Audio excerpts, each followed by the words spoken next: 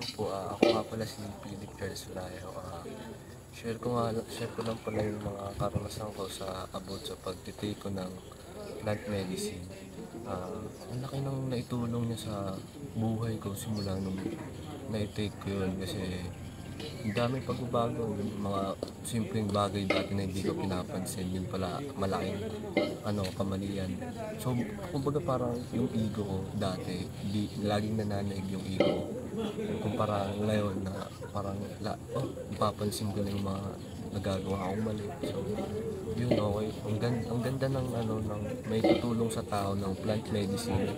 Tsaka sobrang good vibes ng community. Talagang hindi matatanggal talaga yung kung black cloud sa utak mo. So, yun nga, marirecommend ko na sana buong tao maintindihan yung plant medicine na ito. Sana balang araw yun nga pwede to sa lahat ng tao maintindihan din nila.